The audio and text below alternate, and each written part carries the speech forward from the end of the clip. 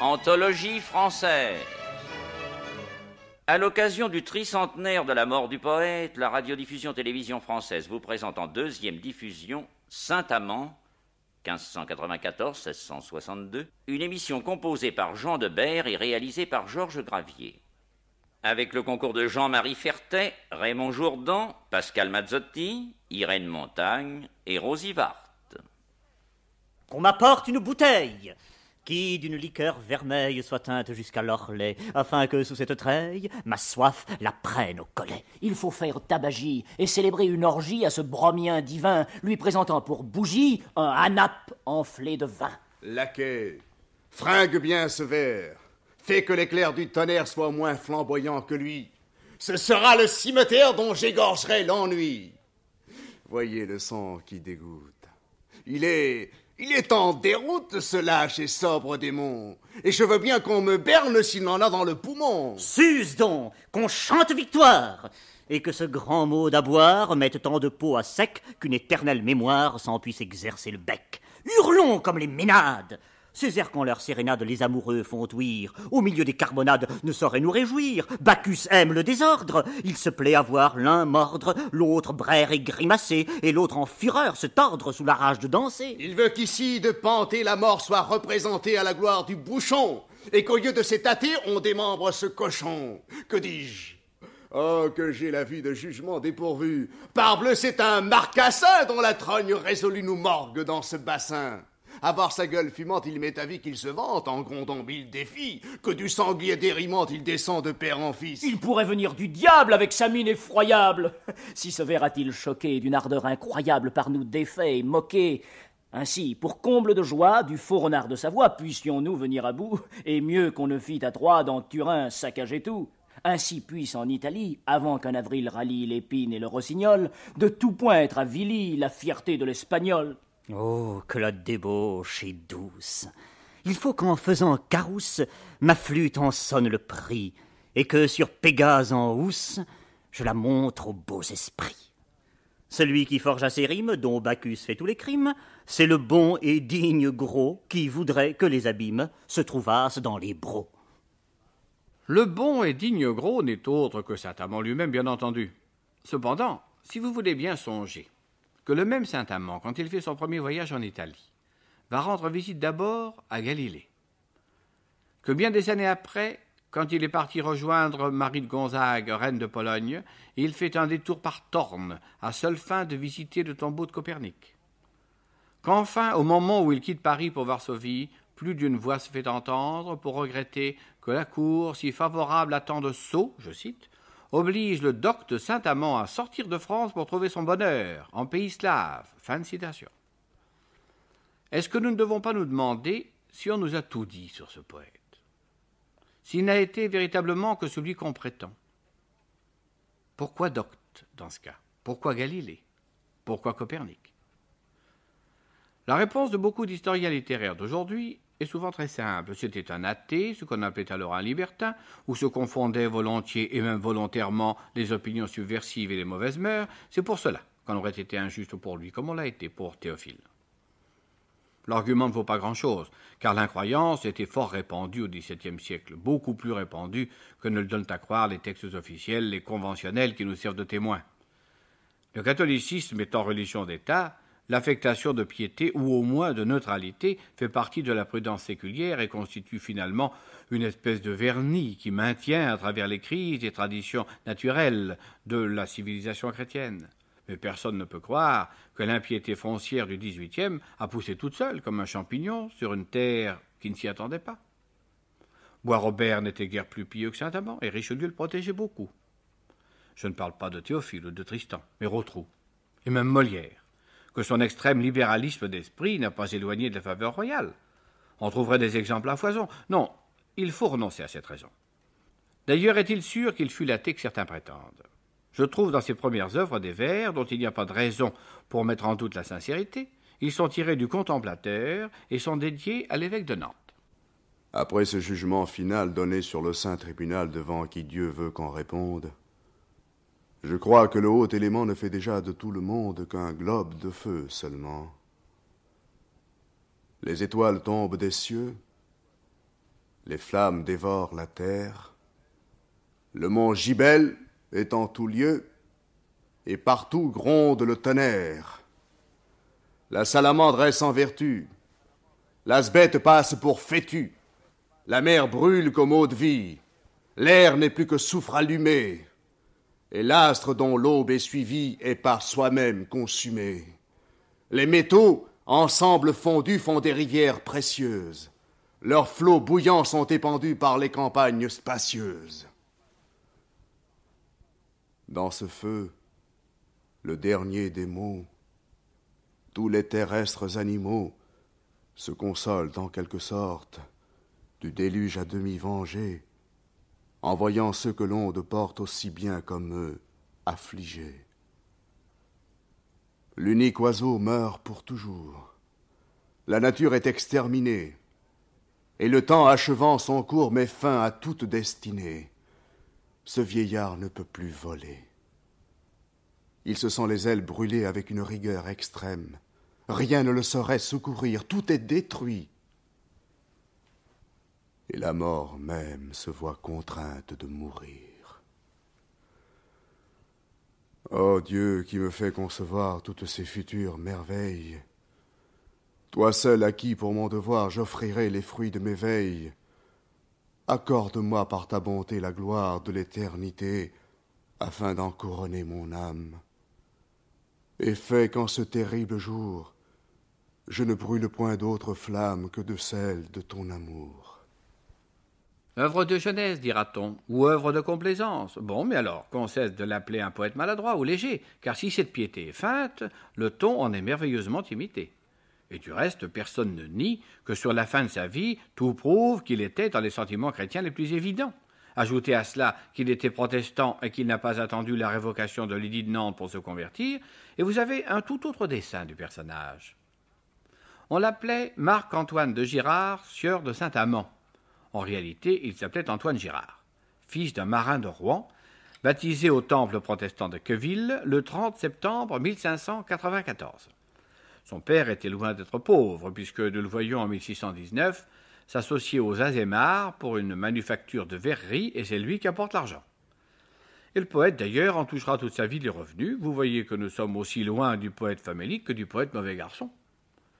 A-t-il fait de bonnes études? Là s'expliquerait peut-être la réputation détestable que lui a faite Boileau. Mais cela devrait le réhabiliter aux yeux de beaucoup de nos contemporains. Il ne savait ni le latin ni le grec. Haro sur le baudet. Et qui plus est, il s'en faisait gloire. Est-ce qu'Homère claironnait-il avec simplicité? Parlait une autre langue que celle de sa nourrice? Cela devait faire très mauvais genre chez les pédants de l'époque. Et enfin, crime inexpiable pour le législateur du Parnasse, il a en horreur l'imitation des anciens. Je l'aborde tellement, écrit-il, que même si je lis parfois les œuvres d'un autre, ce n'est que pour m'empêcher de me rencontrer avec lui dans ses conceptions. Le moindre original d'un Fréminet est beaucoup plus prisé que dès la meilleure copie de Michel-Ange. Et ailleurs, je ne sais quel honneur on espère recevoir de ces serviles imitations. Musset ne disait pas autre chose. Il est vrai que Musset a droit lui aussi à une jolie réputation d'ivrogne. Mais là doit s'arrêter le rapprochement entre les deux poètes. De ce que son père a fait fortune sur la mer, vous pouvez déduire aisément pourquoi Saint-Amand a été un grand voyageur. Il est vrai qu'on circulait beaucoup à cette époque, mais lui faisait de vrais voyages. On compte qu'à 40 ans, il connaissait les Indes, l'Afrique occidentale, l'Amérique du Nord et celle du Sud, sans parler de menues excursions en Angleterre, en Italie, en Portugal, à Gibraltar, sans parler de son voyage en Pologne et en Suède. Nous y reviendrons. Il est pourtant venu à la poésie très jeune, car s'il voyageait, il n'était pas marin. Et il semble que pendant une bonne partie de sa vie, on a aimé l'avoir à bord, parce qu'il était un gai compagnon, un bon vivant, aimant boire, c'est sûr, mais aussi connaissant de bonnes histoires et toujours de bonne humeur. C'est pourtant pas ce qui apparaît dans le premier poème imprimé que nous ayons de lui. Il avait un peu plus de 20 ans, revenait d'Amérique, s'était mis au service du duc de Retz, exilé à Belle-Île. Je précise ce point parce que le vrai Saint-Amand y montre déjà le bout de l'oreille. Il ne sait pas choisir ses protecteurs. Dans le même sens où Monterland dit de la reine d'Espagne, elle voit l'évidence, c'est pourquoi elle est folle, on peut dire il était très honnête, c'est pourquoi il est maladroit. Et tandis qu'il vivait dans l'entourage de l'exilé, la muse s'est approchée de lui. Que j'aime ce marais paisible. Il est tout bordé d'alisiers, d'aunes, de saules et d'osiers, à qui le fer n'est point nuisible. Les nymphes, y cherchant le frais, s'y viennent fournir de quenouilles, de pipeaux, de joncs et de glais, où l'on voit sauter les grenouilles qui de frayeur s'y vont cacher sitôt qu'on veut s'en approcher. Là, 100 000 oiseaux aquatiques vivent sans craindre en leur repos le giboyeur fin et dispos avec ses mortelles pratiques. L'un tout joyeux d'un si beau jour s'amuse à becqueter sa plume, l'autre ralentit le feu d'amour qui dans l'eau même se consume, et prennent tous innocemment leur plaisir en cet élément. Jamais l'été ni la froidure n'ont vu passer dessus cette eau nulle charrette ni bateau depuis que l'un et l'autre dure. Jamais voyageur altéré n'y fit servir sa main de tasse, jamais chevreuil désespéré n'y finit sa vie à la chasse, et jamais le traître hameçon n'en fit sortir aucun poisson. Que j'aime à voir la décadence de ces vieux châteaux ruinés, contre qui les ans mutinés ont déployé leur insolence. Les sorciers y font leur sabbat, les démons follets s'y retirent, qui d'un malicieux ébat trompent nos sens et nous martyrent. Là se nichent en 1000 trous les couleuvres et les hiboux, l'orfraie avec ses cris funèbres, mortels augures des destins, fait rire et danser les lutins dans ces lieux remplis de ténèbres. Sous un chevron de bois maudit, y branle le squelette horrible d'un pauvre amant qui se pendit pour une bergère insensible, qui d'un seul regard de pitié ne daigna voir son amitié. Aussi le ciel, juge équitable, qui maintient les lois en vigueur, prononça contre sa rigueur une sentence épouvantable. Autour de ses vieux ossements, son ombre, aux peines condamnée, lamente en longs gémissements sa malheureuse destinée, ayant, pour croître son effroi, toujours son crime devant soi.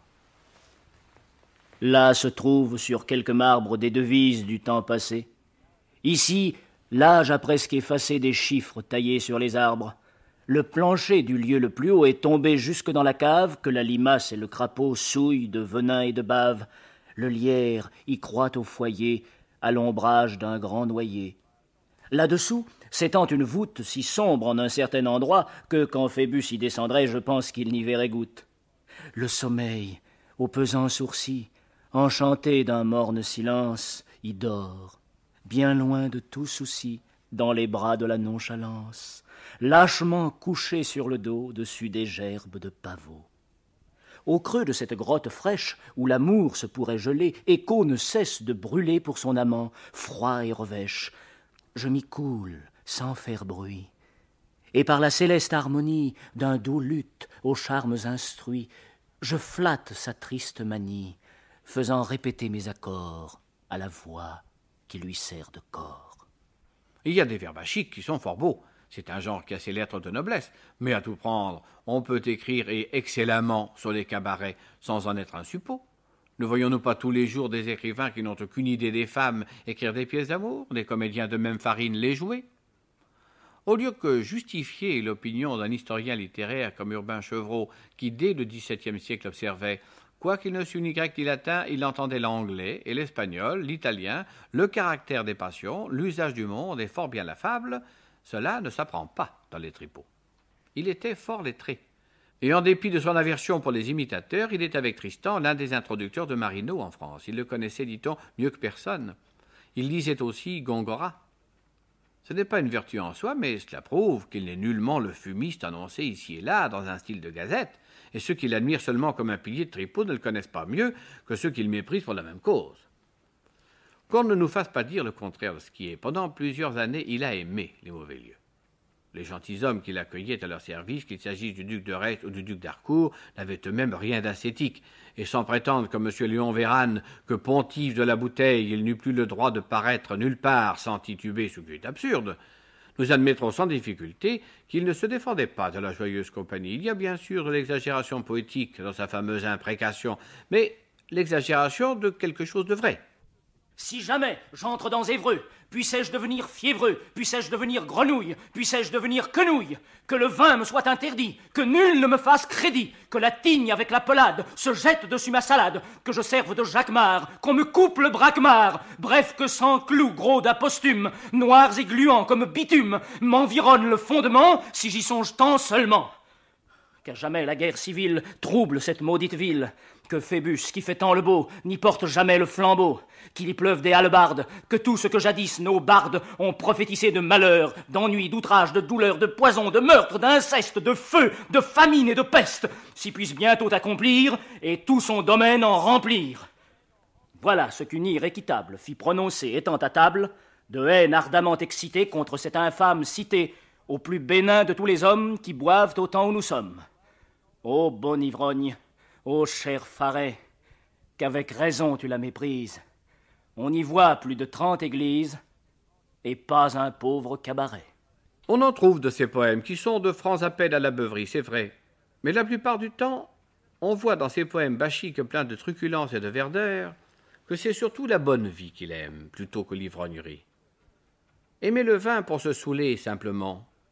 Ou aimer le vin parce qu'il dissipe la tristesse, comme dit la chanson, parce qu'il est le compagnon des bons repas, parce qu'il met le rose aux joues des filles, c'est tout à fait autre chose.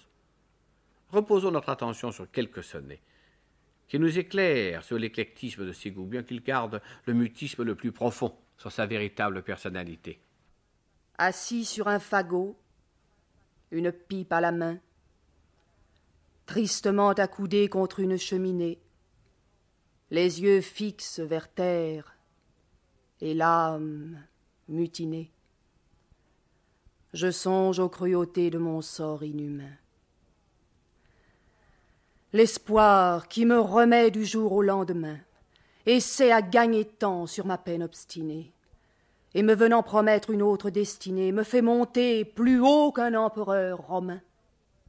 Mais à peine cette herbe est-elle mise en cendre, qu'en mon premier état il me convient descendre, et passer mes ennuis à redire souvent. Non, je ne trouve point beaucoup de différence de prendre du tabac à vivre d'espérance, car l'un n'est que fumée et l'autre n'est que vent. Entrer dans le bordel d'une démarche grave, comme un coq qui s'apprête à jouer de l'ergot, demander Jeanneton, faire chercher Margot ou la jeune bourgeoise à cause qu'elle est brave, fureter tous les trous jusqu'au fond de la cave, y rencontrer Perrette, et, daubant du gigot, danser le branle-double au son du larigot, puis y faire festin d'une botte de rave. N'y voir pour tout tableau que quelques vieux rébus, ou bien quelque almanach qui sema ses abus que Pantagruel déconfie les andouilles, et du haut jusqu'au bas, pour tout meuble de prix, qu'une vieille paillasse, un pot et des quenouilles. Voilà le passe-temps du soudard de Cypris. Me voyant plus frisé qu'un gros conte allemand, le teint frais, les yeux doux et la bouche vermeille, tu m'appelles ton cœur, ton âme, ta merveille, et me veux recevoir pour ton plus cher amant. Tu trouves mon maintien si grave et si charmant, tu sens à mes discours un tel goût en l'oreille, que tu me veux aimer d'une ardeur non pareille, où désormais ta foi sera de diamant. Pour me donner un nom qui me soit convenable, Cloris, ton jugement est plus que raisonnable quand tu viens m'appeler un miroir à putain. Je n'en refuse point le titre ni l'usage. Il est vrai, je le suis, tes propos sont certains, car tu t'es bien souvent miré en mon visage. Je viens de recevoir une belle missive de la nymphe qui prit mon âme au trébuchet, et qui, scellant mon cœur de son divin cachet, y voulut imprimer son image lascive.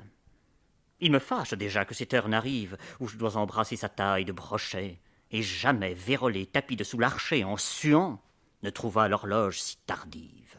Phébus, va-t-on saouler tes paillers appétits dans les bras amoureux de la belle Thétis? Elle se plaint qu'au ciel trop longtemps tu demeures.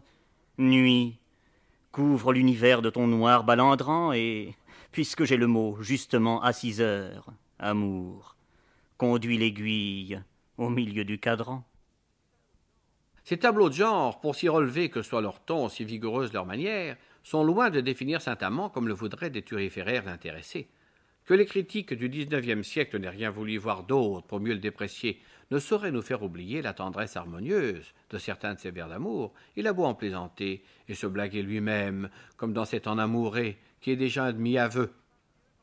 Parbieu, j'en tiens, c'est tout de bon. Ma libre humeur en a dans l'aile, puisque je préfère au jambon le visage d'une donzelle. Je suis pris dans le doux lien de l'archereau idalien. Ce Dieuthelé, fils de Cyprine, avec son arc mi-courbé, a féru ma rude poitrine et m'a fait venir à juber. Mon esprit a changé d'habit. Il n'est plus vêtu de revêche. Il se raffine et se fourbit aux yeux de ma belle chevêche.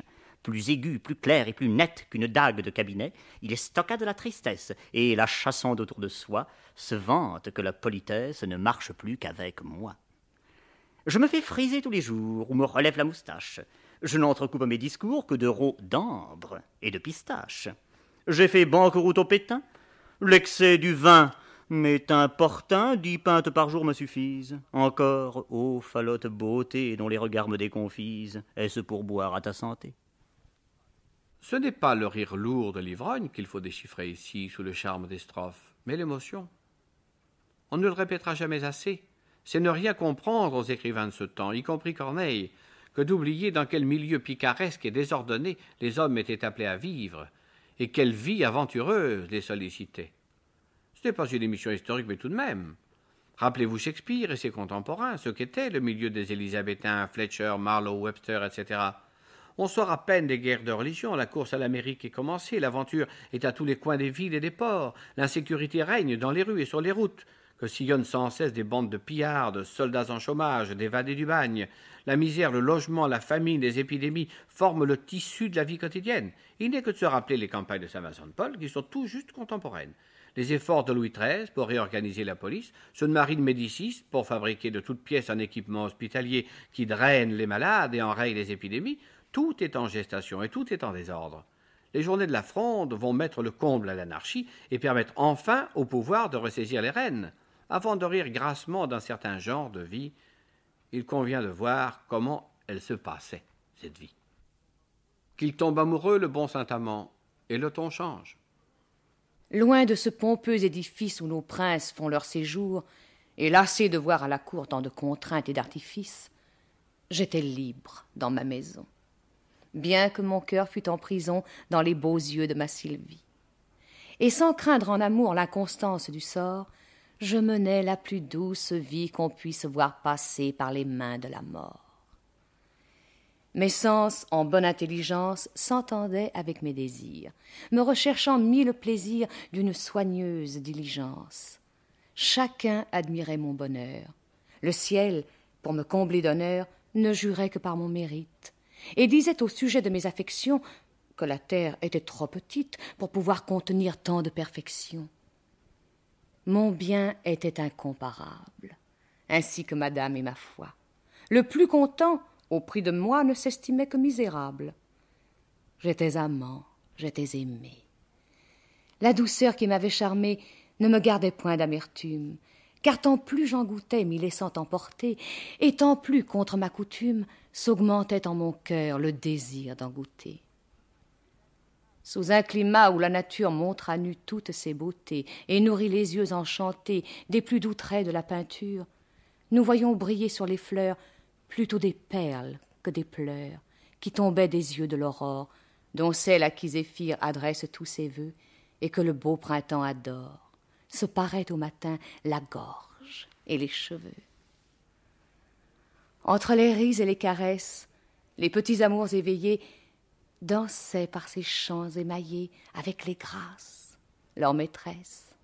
Et souvent, pour s'entrebaiser, ils se venaient tous reposer au milieu du sein de ma belle, faisant naître aussitôt 1000 divins appâts, de qui la puissance était telle qu'ils donnaient tout d'un coup la vie et le trépas. Tantôt nous voyons un satyre, assis à l'ombre d'un ormeau, faire plaindre son chalumeau de son agréable martyre. Tantôt, dans un bois écarté où n'entre qu'un peu de clarté, nous visitions la solitude. Et trouvant le repos qui lui faisait la cour, nous chassions toute inquiétude de peur de les troubler en leur paisible amour. Là, sous un myrte, que les fées respectent comme un arbre saint, où Vénus elle-même a peint ses mystères et ses trophées, nous faisions des vœux solennels. Que nos feux seraient éternels, sans jamais amoindrir leur force. Puis, prêtant le serment à Dieu, notre vainqueur, nous l'écrivions sur son écorce. Mais il était gravé bien mieux dans notre cœur. Tantôt, feignant un peu de crainte, je disais à cette beauté pour sonder sa fidélité que son humeur était contrainte. Tantôt, d'un visage mourant, je lui tenais en soupirant ses propos de glace et de flamme. Oserais-je espérer, ô miracle des cieux, d'être aussi bien dedans ton âme, comme en te regardant je m'y vois dans tes yeux.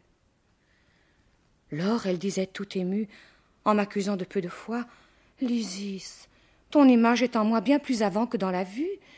Je t'en prends toi-même à témoin. Reconnais qu'elle est bien plus loin, puisqu'elle y paraît si petite. Et crois que tu la vois par un regard fatal, dans mon cœur où l'amour habite, comme on voit un portrait au travers d'un cristal. » À ce discours, l'âme ravie de ne savoir que repartir, je la priais de consentir aux vœux de l'amoureuse envie. Et pour terminer tout débat, je l'invitais au doux ébat où jamais femme ne se lasse, l'étreignant en l'ardeur qui m'avait provoqué, mieux que le houblon n'embrasse l'aubépine qu'il aime et dont il est piqué.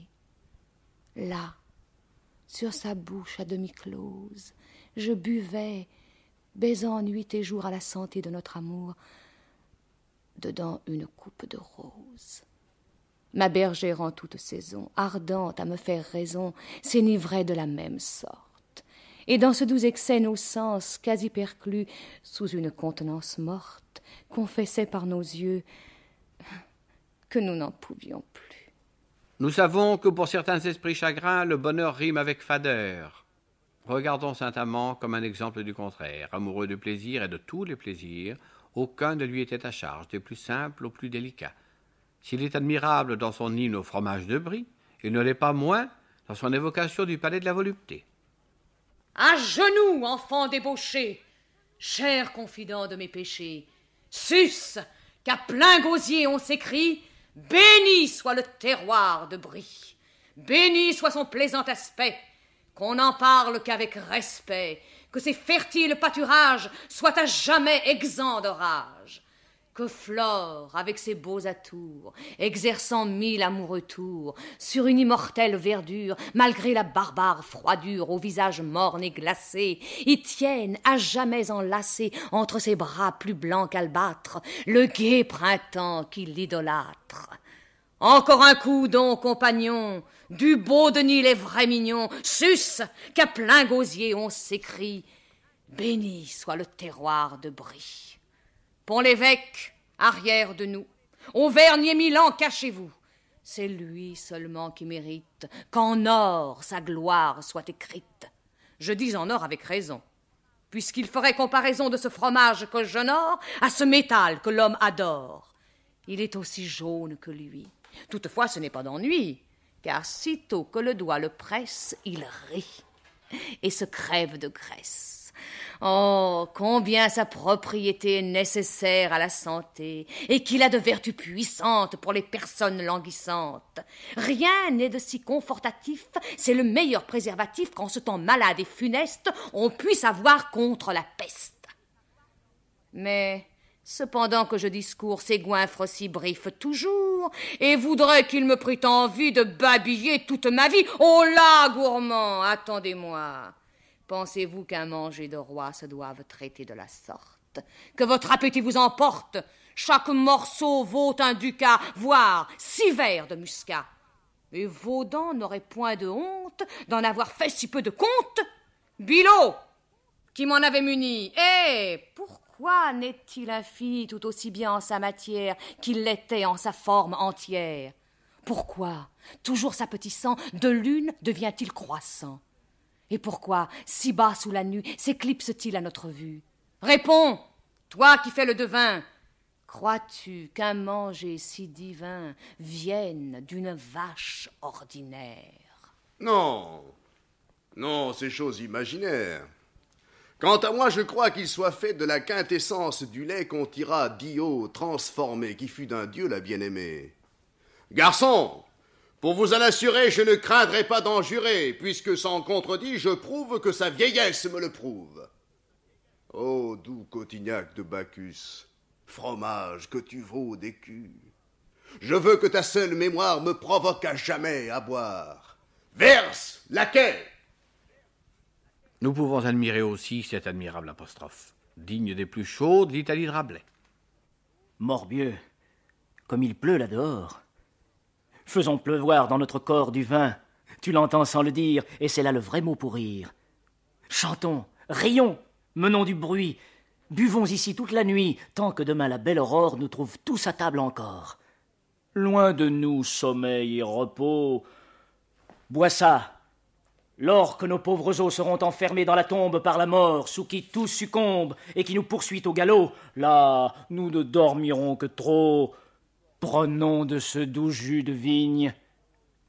Je vois Pharée qui se rend digne de porter ce Dieu dans son sein, et j'approuve fort son dessein. Bacchus, qui voit notre débauche par ton saint portrait que j'ébauche, en m'enluminant le museau de ce trait que je bois sans eau, par ta couronne de lierre, par la splendeur de ce grand verre, par ton thyrse tant redouté, par ton éternelle santé, par l'honneur de tes belles fêtes, par tes innombrables conquêtes, par les coups non donnés mais bus, par tes glorieux attributs, par les hurlements des ménades, par le haut goût des carbonades, par tes couleurs blancs éclairés, par le plus fameux cabaret, par le doux chant de tes orgies, par l'éclat des trognes rougies, par table ouverte à tout venant, par le bon carême prenant, par les fins mots de ta cabale, par le tambour et la cymbale, par tes cloches qui sont des pots, par tes soupirs qui sont des rots, par tes hauts et sacrés mystères, par tes furieuses panthères, par ce lieu si frais et si doux, par ton bouc, paillard comme nous, par ta grosse garce Ariane, par le vieillard monté sur l'âne,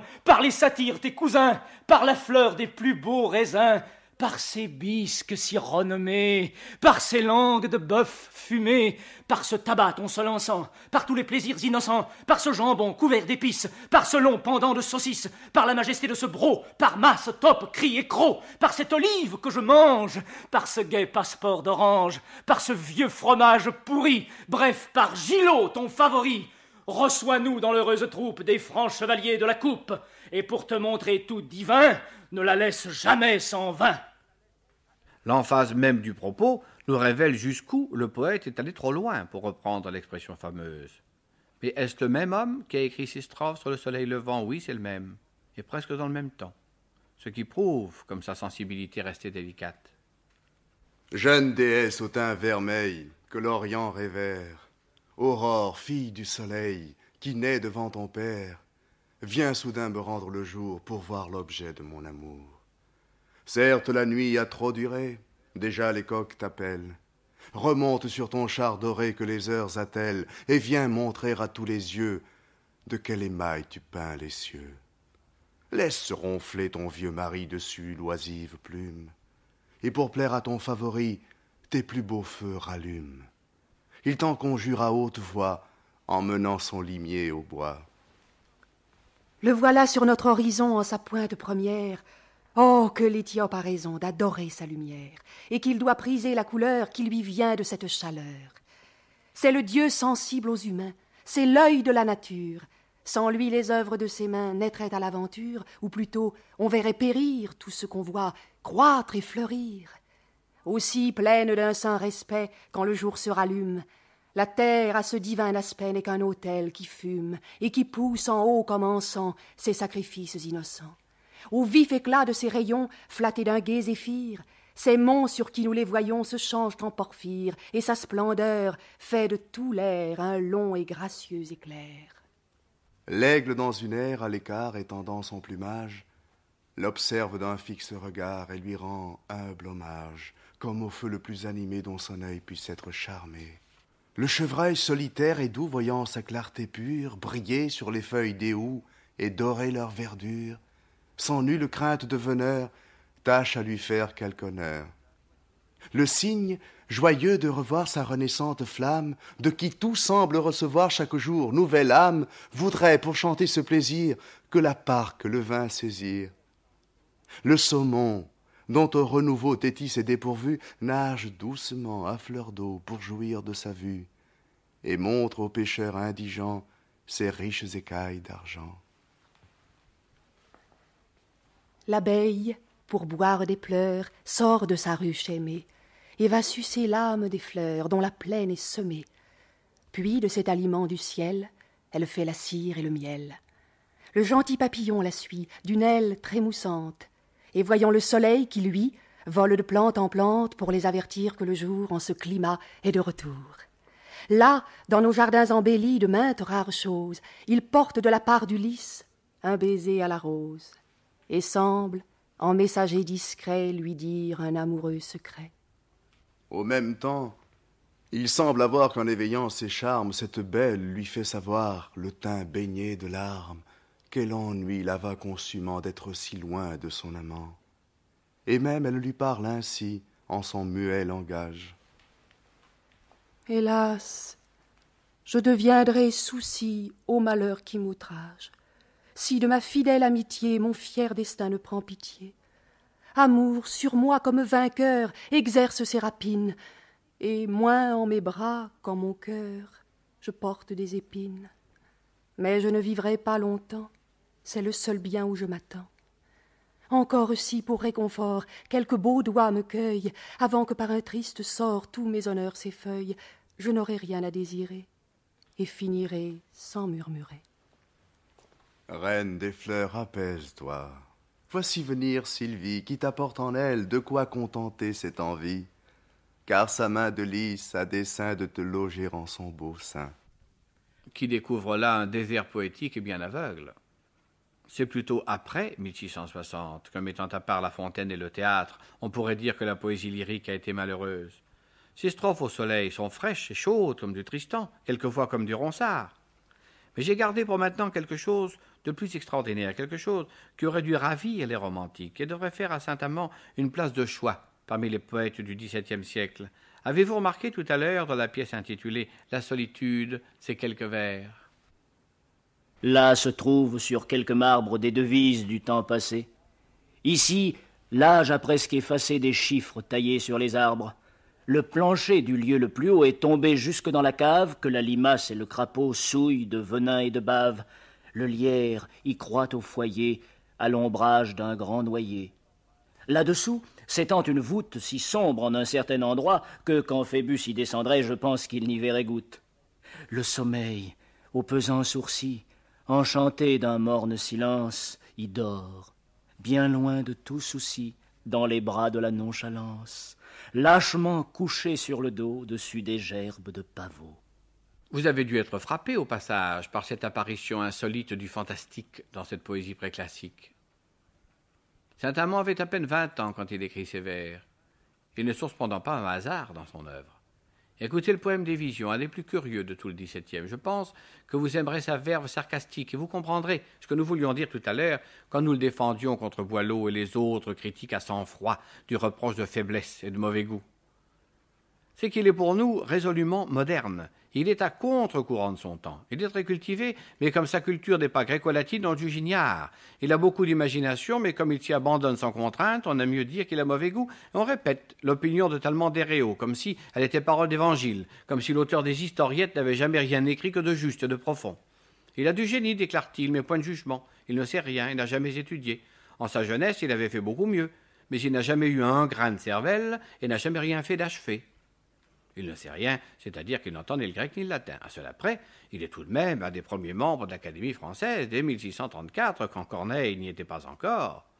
Il y est regardé comme le spécialiste du vocabulaire des grotesques, c'est-à-dire l'argot des tavernes et des milieux populaires de la capitale. Pélisson le tient un homme fort instruit. Faisons-nous donc une opinion nous-mêmes, écoutons ces visions, qui ne sont pas un exemple unique au début du XVIIe siècle, où on croyait beaucoup aux fantômes, mais qui sont peut-être les mieux venues de toutes. Un grand chien maigre et noir, se traînant lentement, accompagné d'horreur et d'épouvantement, s'en vient toutes les nuits hurler devant ma porte, redoublant ses abois d'une effroyable sorte. Mes voisins, éperdus à ce triste réveil, n'osent ni ne sauraient rappeler le sommeil, et chacun, le prenant pour un sinistre augure, dit avec des soupirs tout ce qu'il s'en figure.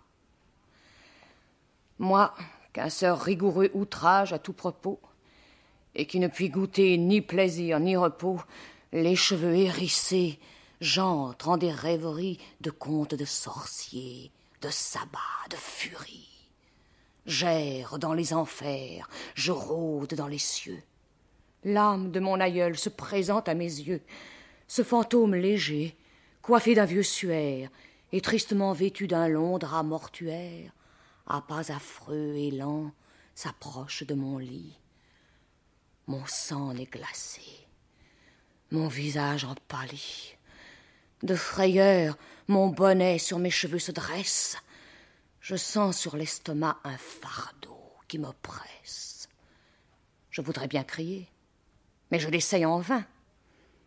Il me ferme la bouche avec sa froide main. Puis, d'une voix plaintive, en l'air évanoui, me prédit mes malheurs. Et longtemps, sans ciller, murmurant certains mots funestes à l'ouïe, me contemple debout contre mon oreiller. Je vois des feux volants. Les oreilles me cornent. Bref, mes sens tout confus, l'un l'autre se subornent en la crédulité de 1000 objets trompeurs, formés dans le cerveau d'un excès de vapeur qui, s'étant emparé de notre fantaisie, la tourne moins de rien en pure frénésie. Souvent, tout en sueur, je m'éveille en parlant. Je saute hors du lit, l'estomac pantelant, vais prendre mon fusil, et d'une main tremblante, heurtant contre le fer la pierre étincelante, après m'être donné main coup dessus les doigts, après qu'entre les dents j'ai juré 1000 fois, une pointe de feu tombe et court dans la mèche. Ravivant aussitôt cette matière sèche, j'y porte l'allumette, et n'osant respirer de crainte de l'odeur qui m'en fait retirer, à travers de ce feu puant, bleuâtre et sombre, j'entrevois cheminer la figure d'une ombre. J'entends passer en l'air certains gémissements. J'avise en me tournant un spectre d'ossement. Lors, je tente un grand cri qui jusqu'au ciel transperce, sans pouls et sans couleur, je tombe à la renverse. Mon hôte et ses valets accourent à ce bruit, mais de tout leur travail ils tirent peu de fruits. Ils ont beau m'appeler, et d'un fréquent usage, me répandre à l'abord de l'eau sur le visage, m'arracher les sourcils, me pincer par le nez, et s'affliger autant comme ils sont étonnés, je ne puis revenir non plus que si la parque m'avait déjà conduit dans la fatale barque. Je suis tellement froid que mon corps au toucher ne se discerne point d'avec le plancher, où gisant de mon long toute force abattue, on dirait à me voir que je suis ma statue. Il me souvient encore, et non pas en terreur, bien que je sois certain que ce fut une erreur, que la première nuit, qu'au plus fort des ténèbres s'apparurent à moi ces visions funèbres, m'étant évanoui, comme je l'ai décrit, de l'extrême frayeur qui troubla mon esprit, et ces gens, essayant d'une inutile peine à me restituer la chaleur et l'haleine, un d'entre eux, s'avisant de me donner du vin, Bacchus, que j'ai tenu toujours plus que divin, réveillant tout à coup ma vigueur coutumière, fit résoudre mes yeux à revoir la lumière. Alors, comme en sursaut, je me lève tout droit, représentant au vif un mort qui reviendrait. Puis, regardant partout, d'une vue égarée, je m'efforce à leur dire en voix mal assurée « Fantômes, car d'effroi je les prenais pour tels. Quel plaisir avez-vous à troubler les mortels? Quel sujet vous amène à ces heures nocturnes? Qui vous a fait quitter vos manoirs taciturnes ?» Mais badauds, ébahis d'entendre ce propos, otalement pour eux, jouant au plus dispos, en chemise et nu-pieds, sans musée de langage, vers le degré prochain, trousse vite bagage, disent que je suis fou, qu'il y fait dangereux, emporte la chandelle et barre lui sur eux. Si qu'à peine mon œil les put bien reconnaître, que comme un tourbillon, il les vit disparaître. La lune, dont la face alors resplendissait, de ses rayons aigus, une vitre perçait, qui jetait dans ma chambre, en l'épaisseur de l'ombre, l'éclat frais et serein d'une lumière sombre, que je trouvais affreuse, et qui me faisait voir je ne sais quels objets qui semblaient se mouvoir. Cette nouvelle erreur, dedans ma tête empreinte, me rendant à la fin hardi par trop de crainte, je mets flamberge au vent, et plus prompt qu'un éclair, j'en fais le moulinet, j'en estoccade l'air, imitant la valeur du brave Don Quichotte, quant au fort du sommeil, coiffé de sa marotte, pensant prendre au collet un horrible géant, et dans un tournement le réduire au néant, il exploita si bien, comme chante l'histoire, que, sur les cuirs de vin, son glaive eut la victoire. Naturellement, ce n'est pas la peur qui domine, mais avouez que le tableau est d'une belle venue. Est-ce que Saint-Amand ne vaut pas la peine d'être écouté? En 1640, quand il publie le long, habile mais laborieux poème de 680 vers intitulé « Le passage de Gibraltar », C'est avec une préface qui est comme un art poétique. Or, que nous dit-il là, notre faux débraillé? Justifie-t-il l'opinion que le comte d'Harcourt, qui commande la flotte de Gibraltar, ne l'a embarqué que comme un joyeux de rille? Il proclame que la poésie est faite pour plaire, qu'elle doit chercher à divertir, mais que pour y atteindre, la bouffonnerie et la platitude sont de méchants moyens, qu'il y faut de l'esprit et de la gentillesse, que pour réussir dans ce genre difficile, il faut, ce sont ses propres termes, être maître absolu de sa langue, en savoir toutes les galanteries, toutes les finesses, voire jusqu'aux moindres vétilles, et s'attacher de tout temps à cette étude du langage. En 1643, le comte d'Harcourt est nommé à Londres. Saint-Amand l'y suit, quoiqu'il n'aime pas les Anglais. Il en rapporte un caprice héroïque-comique intitulé Albion, de 1200 vers, bien dans la manière des modernes Italiens de l'école de Marino. Dégoûté de l'Angleterre, Harcourt et Saint-Amand retournent à Rome. Le poète rentre seul à Paris quand son patron est chargé par le roi de conduire les opérations militaires en Catalogne. La guerre n'est pas son fort. Pourtant, en 1647, on le retrouve à Collioure. L'année suivante, il retrouve son premier protecteur, le duc de Retz, et quand éclatent les troubles de la Fronde, il est presque rentré à Paris. À la suite de je ne sais quelles intrigues ou de je ne sais quelles recommandations, il avait été nommé dès 1645 un gentilhomme de la cour privée de Louise-Marie de Gonzague. Ce nom vous dit-il quelque chose? Ce n'est pas la Palatine qui s'appelait Anne, mais une sœur plus jeune, appelée à devenir reine de Pologne. Louise-Marie de Gonzague nous est un peu connue par l'histoire de Saint Vincent de Paul, car elle a fait partie des premières dames de la charité. Sa piété et son dévouement étaient connus, on la trouvait au chevet des malades, les manches retroussées pour faire la vaisselle et le ménage chez les pauvres qu'elle visitait. Il ne fallait pas qu'il eût si mauvaise réputation pour qu'elle les gardait à son service, et que, ayant quitté la France sans lui, dès 1645, elle pense toujours à lui en 1649 et insiste pour qu'il la rejoigne. Une fois de plus, il part. Comme nous l'avons dit, il fait un détour pour visiter le tombeau de Copernic. À peine rendu à Varsovie, la reine le charge d'une mission de confiance. Il s'agit de la représenter au mariage de la reine de Suède. Et le voilà en route pour Stockholm. Quelques-uns d'entre vous vont se demander qui donc régnait en Suède en 1649-1650, n'est-ce pas la fameuse Christine? Elle ne s'est jamais mariée. Et en effet, Saint-Amand a fait le voyage pour rien. La nouvelle était fausse, et le démenti s'était attardé en route. Vous noterez aussi au passage que la fin de 1649 et le début de 1650, c'est très exactement le temps du séjour de Descartes dans la capitale suédoise. Se sont-ils vus? Le fait n'est pas impossible. Ce qui est bizarre en tout cas, c'est que Descartes était également parti sur une fausse nouvelle, à savoir que la reine de Suède brûlait de connaître sa cousine, la princesse Élisabeth de Bohême, et que c'est pour elle, plus peut-être que pour la reine, que Descartes a pris le bateau. Quand on aura ajouté que la reine de Pologne est la belle-sœur de la princesse Élisabeth, vous sentirez qu'on se trouve là au cœur d'un nœud d'intrigues qui n'ont pas été éclaircis. Saint-Amand revient en France tout penaud et fort triste. Il n'y est pas mort comme Descartes, mais il s'y est senti mourir. Il rapporte la mort dans ses choses. Pendant 10 ans, il va traîner le sentiment de sa disparition prochaine. Il s'y prépare, dans une piété qui n'est pas feinte. Sans renoncer au plaisir et même à la bonne humeur, qui ont fait le fond de son caractère, il accorde plus de temps aux pensées sérieuses. Il mène à son terme un long poème en 12 chants, Moïse sauvé, qu'il lui a valu les railleries édentes et de Boileau. C'est juste et injuste à la fois. Je ne vous conseille pas de lire les 12 chants. Vous auriez un sentiment de monotonie irrésistible, mais non de ridicule. Les vers sont beaux, mélodieux, les descriptions ne sont pas sans charme.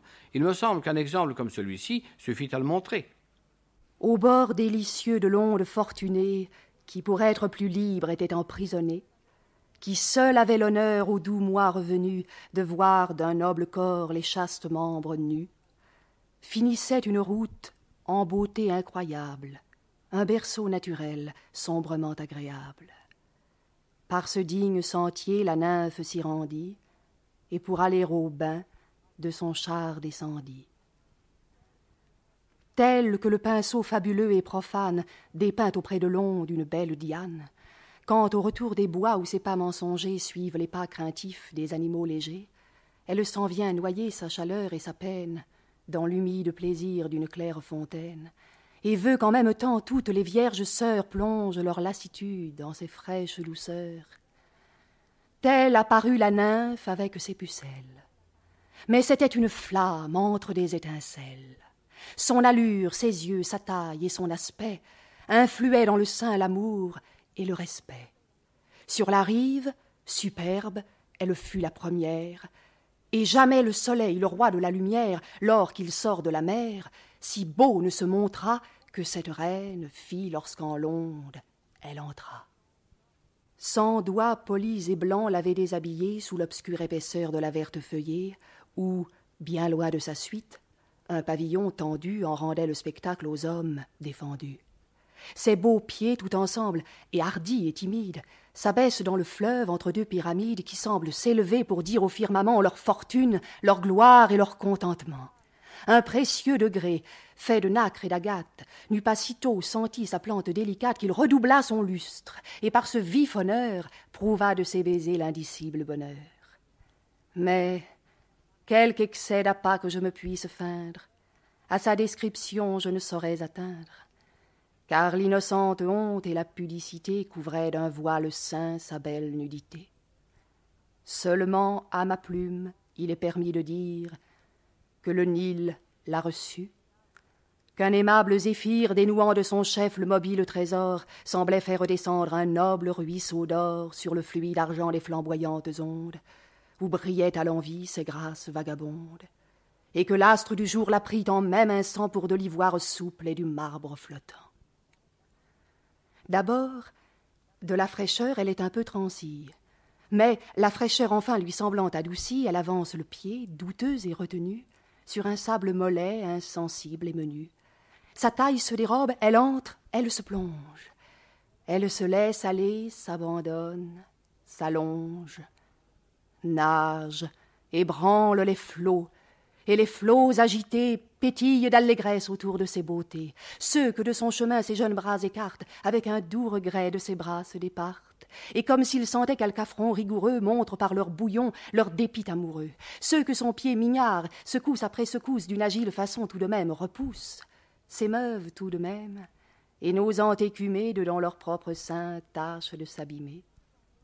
Cependant, autour d'elle, un beau nombre de filles, en ce bel exercice, adroites et gentilles, déploient au gré de l'œil 100 mouvements divers, sillonnant le canal de long et de travers. Ici, l'une se dresse et le fleuve ressonde, là, l'autre saute à l'air pour se donner à l'onde, submerge en s'égayant ses roses et ses lys, fait voir au fond de l'eau les feux ensevelis, d'un cristal pure et molle se couronne et se voile, et, rehaussant enfin et l'une et l'autre étoile qui perçait vivement le liquide bandeau, redonne à l'air ses feux et les tire de l'eau.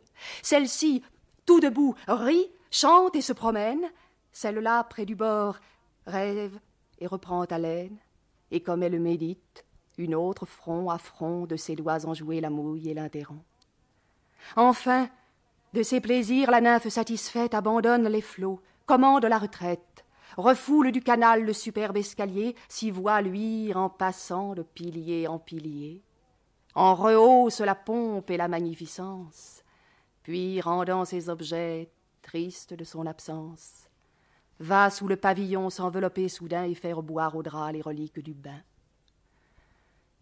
Oh, que l'on essuya de richesses fondues! On eût dit, aller voir sur sa gorge épandue, que de ce double mont contraint à panteler, la neige se voulut en perles distillées. Tandis qu'elle s'habille, et qu'on remet en ordre l'or de sa chevelure où l'ivoire ose mordre, la belliqueuse vierge à l'œil étincelant amène avec bruit le beau trône roulant. Elle monta dessus sitôt qu'elle fut prête, et, vers le lit du Nil, lui faisant tourner tête, va passer en ses bords ce qui restait du jour, et repaître ses yeux des charmes d'alentour. La facilité s'attarde peut-être un peu trop aux grâces de la description, mais l'aisance et la beauté du langage ne sauraient tromper. Les derniers vers ne font-ils pas penser à la jeune Parc? Saint-Amand est un excellent écrivain, un grand manieur de mots et d'images. Il est aussi un excellent poète. Et si le temps nous est laissé de faire pour finir un rapprochement brutal, vous retrouverez la même main voluptueuse, caresseuse et douce dans un poème comme Le Palais de la Volupté que dans la tendre élégie biblique. Le second, c'est où l'on conserve l'auguste portrait de Minerve, de cette sage déité qui, gardant sa virginité, est cependant mère féconde de divers enfants mis au monde, les uns par les habiles mains des plus industrieux humains, les autres en la même guise que l'on chante qu'elle y fut mise, lorsque son père en accoucha par le cerveau qu'on lui trancha.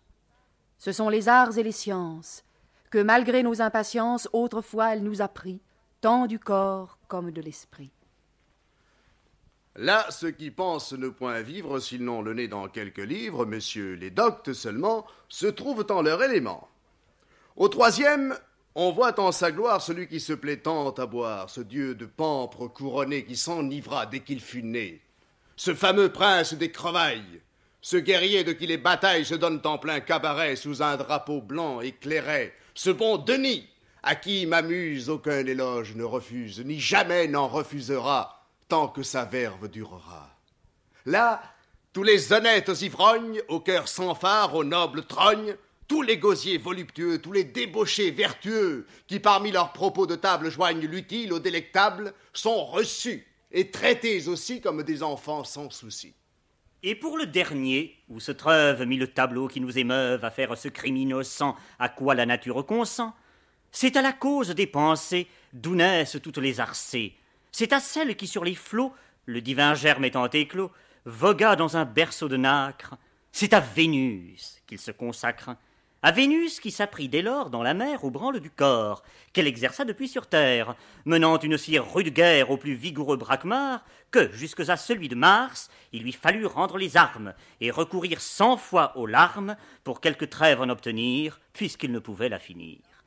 Là, ceux que Priape convie au plus cher plaisir de la vie, où l'on éprouve un doux trépas, encore qu'on n'en meure pas, trouvent, sans prendre cette peine qui souvent en amour est vaine, de quoi saouler leurs appétits, autant les grands que les petits.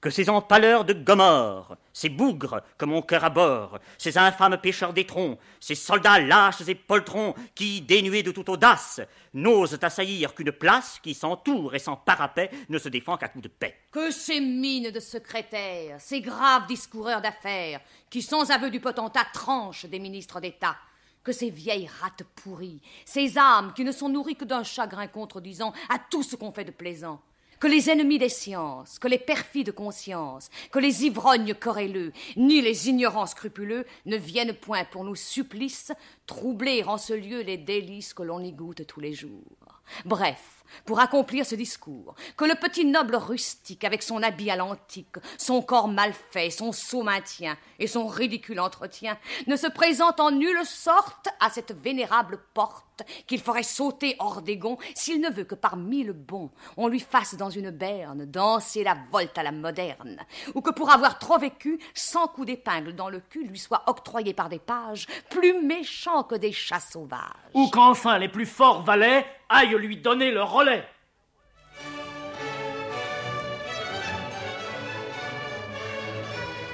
Anthologie française. À l'occasion du tricentenaire de la mort du poète, la radiodiffusion-télévision française vient de vous présenter en deuxième diffusion Saint-Amand, 1594-1662, une émission composée par Jean de Bert et réalisée par Georges Gravier, avec le concours de Jean-Marie Fertet, Raymond Jourdan, Pascal Mazzotti, Irène Montagne et Rosy Vart. Prise de son Robert Borel, assistante de production Michel Thierry.